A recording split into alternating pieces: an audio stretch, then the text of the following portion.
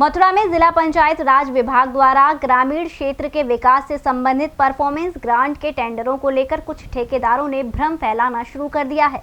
जिला पंचायत राज अधिकारी किरण चौधरी ने इस संबंध में बताया कि टेंडर की पूरी प्रक्रिया शासन के निर्देशानुसार की गई है और कहीं से भी कोई शिकायत भी नहीं मिली है। मथुरा जनपद के ग्रामीण क्षेत्र में विकास को लेकर जो तमाम योजनाएं सरकार द्वारा लाई जाती हैं उनको फिर टेंडर प्रक्रिया के माध्यम से ठेकेदारों को आवंटित किया जाता है और विकास कार्य शुरू कराए जाते हैं। इसी में एक जो वर्तमान में मथुरा में एक मामला थोड़ा सुर्खियों में आया है वो है एट पार्ट टेंडर का, और उसको लेकर तमाम आरोप प्रत्यारोप भी शुरू हो गए हैं। आइए जानते हैं, हमारे साथ मौजूद है मथुरा के जिला पंचायत राज अधिकारी किरण चौधरी, उनसे जानते हैं कि एट पार्ट टेंडर प्रक्रिया क्या है और वर्तमान में इसको लेकर जो रस्साकसी का जो मामला चल रहा है, आरोप प्रत्यारोप चल रहे हैं, क्या है पूरा मामला? जी बताएं मैडम। Thank you. टेंडर प्रक्रिया का जो मामला चल रहा है ये बेसिकली 5 ग्राम पंचायतों में जो परफॉर्मेंस ग्रांट आई हुई है उसी पे लेकर के हैं। ये शासनादेश के अनुसार जो समिति ने निर्णय लिया था कि 15 दिन के लिए टेंडर जारी होगा। उसमें ये था कि 15 दिन में 2 बार टेंडर पेपर में छपेगा और 2 राष्ट्रीय पेपर में, 1 लोकल अखबार में छपेगा। ये छपा भी। और दूसरा ये था कि टेंडर बिक्री के लिए 8 दिन का समिति ने समय दिया कि 8 दिन में बेचा जाएगा। ग्राम पंचायत में 8 दिन में टेंडर बिक्री हुआ।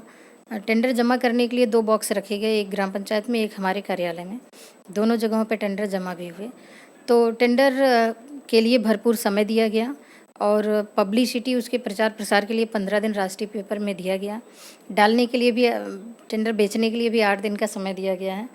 और इसके बाद भी जब टेंडर खुला तो समिति ने टेंडर जितने दिनों में टेक्निकल बिड और फाइनेंशियल बिड ओपन किया, टेंडर डालने से लेके ओपन करने की डेट तक एक भी आपत्ति हमें कहीं प्राप्त नहीं हुई, ना मेरे कार्यालय में, ना डीएम सर के, ना सीडीओ सर के, ना ही डीएम पोर्टल या सीएम पोर्टल पे कहीं भी ऑनलाइन कोई भी शिकायत ऐसी प्राप्त नहीं हुई कि जिसमें ये पता चले कि टेंडर ट्रांसपेरेंट तरीके से सेल नहीं हुआ था। तो मैं ये कहना चाहूँगी कि टेंडर विक्रय में कोई गड़बड़ी की गई है या प्रतिस्पर्धा का पूरा मौका नहीं दिया गया है, ऐसी कोई बात नहीं है, क्योंकि जो टाइम ड्यूरेशन था वो शासनादेश के अनुसार और जो कमेटी का डिसीजन था उसके अनुसार पूरा अपनाया गया और बेचने के लिए पूरा प्रॉपरली टाइम दिया गया। तो ऐसी कोई बात नहीं है। रही बात आपत्तियों की, तो अगर हमें कोई भी लिखित में शिकायत या मौखिक फ़ोन से या फिर किसी ऑनलाइन पोर्टल पे कोई शिकायत प्राप्त होती तो हम उसे कंसीडर भी करते और हमें भी ये समझ में आता कि इसमें कोई न कोई गड़बड़ी हुई होगी। अच्छा मैडम, ये एट पार्ट टेंडर क्या है? एट पार्ट टेंडर वो होता है कि जो एस्टीमेट जेई ने बनाया उस एस्टीमेट का जब एक्सीएन से हमने टीएस करवा लिया, तकनीकी स्वीकृति करा ली, और उस पे, उस दर पे, जितने पे तकनीकी स्वीकृति हुई है उस दर पे जब टेंडर सेल करने के लिए रखा गया, अगर कॉन्ट्रैक्टर उसी दर पे टेंडर खरीदता है जिस दर पे वित्तीय स्वीकृति मिली हुई है तो उसे हम एट पार दर कहते हैं। तो ये जो उनके जो रेट है तय होते हैं तो शासन स्तर से होते हैं? हाँ, बेसिकली अन्य योजनाओं में तो ग्राम पंचायत के काम के अनुसार जेई जो एस्टीमेट बनाते हैं उससे तय होते हैं, लेकिन यहाँ पे जो एस्टीमेट बना था, जो डीपीआर बना था, वो राज्य स्तरीय समिति ने प्रॉपरली अनुमोदन करने के बाद में यहाँ पे भेजा। वो उस अनुमोदित दर पे हमने एक्सीएन आरईडी, एक्सीएन पीडब्ल्यूडी से तकनीकी स्वीकृति उसकी कराई है। मैडम, ये जो सोशल मीडिया पर वायरल हो रहा है कि एट पार्ट टेंडर में खेल हो रहा है, ठेकेदार उसका विरोध कर रहे हैं सब, तो फिर इसके पीछे क्या, किन लोगों की मंशा है?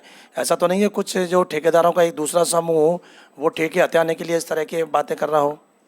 ये बहुत सारी चीज़ें हो सकती हैं, लेकिन मैं इतना कहूँगी कि किसी भी पोर्टल पे या किसी भी कार्यालय में सरकारी ऐसी कोई शिकायत हमें नहीं प्राप्त हुई। शिकायत प्राप्त होती तो हम भी ये समझते कि कोई न कोई गड़बड़ी की जा रही होगी पंचायत स्तर पे, तो इसलिए मेरे लिए कह पाना बहुत मुश्किल है। तो फिलहाल कितनी धनराशि तक के ये टेंडर होते हैं?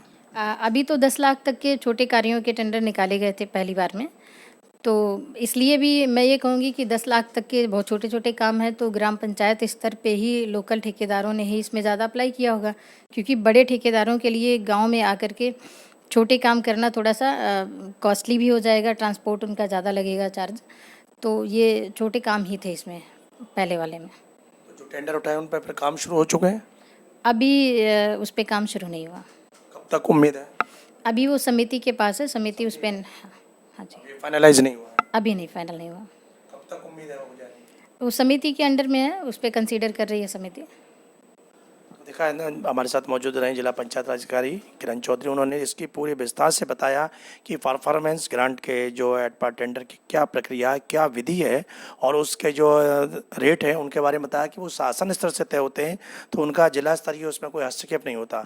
जब जिला स्तर से उनके रेटों में कोई हस्तक्षेप नहीं होता तो यहाँ पर इसमें अगर हम बात करें भ्रष्टाचार की तो वो कहीं पर जचती नहीं है। और क्योंकि शासन स्तर से जो तय हो के आता है, यहाँ तो केवल उसकी एक प्रक्रिया है वो की जाती है। और सबसे बड़ी बात जो बताई है मैडम ने कि अभी तक इसकी कहीं भी किसी तरह की कोई शिकायत लिखित में या पोर्टल पर दर्ज नहीं की गई है। तो जब कोई शिकायत ही करता ही नहीं है तो कैसे माना जाए कि इस प्रक्रिया में कहीं पर कोई गड़बड़ी होने की आशंका है। इसका सीधा सीधा जो जिस तरह से सोशल मीडिया पर इसको फैलाया जा रहा है तो जाहिर सी बात है कि कहीं ना कहीं जो प्रतिस्पर्धा होती है ठेकेदारों में, जैसे कुछ लोगों को ठेके जिन्होंने डाले और जो कम कीमत के ठेके होते हैं उन्हीं को टेंडर दिए जाते हैं जिनके रेट सबसे कम होते हैं। तो जो लोग इसको लेने में कामयाब नहीं हुए, जाहिर सी बात है कि उन्हीं लोगों की मंशा रही है कि यहाँ विभाग को, अधिकारियों को और जो ठेकेदार कार्य कर रहे हैं उनको प्रभावित किया जाए, उनको बदनाम किया जाए, जिससे कि शासन स्तर के अधिकारियों के दिमाग में थोड़े भ्रम की स्थिति डालें और कहीं ना कहीं मामला अटक जाए। तो अगर ऐसा होता है तो ग्रामीण क्षेत्र में जो विकास कार्य के लिए टेंडर उठाए गए निश्चित ही विकास कार्य में रुकावट डालने के बराबर होगा।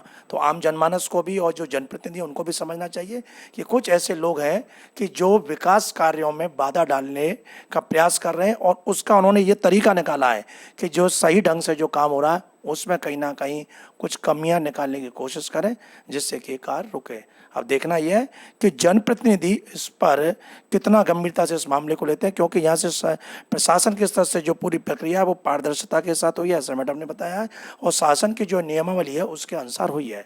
तो फिर उन लोगों की जो मंशा है उसको कहीं ना कहीं रोकना होगा जनप्रतिनिधियों को, जिससे कि उनके विकास कार्य जारी रहे और जनता ने जो उन पर भरोसा बनाया है वो बराबर बना रहे। जी9 न्यूज़ के लिए कैमरा पर्सन रिंकू वर्मा के साथ सुशील गोस्वामी, मथुरा।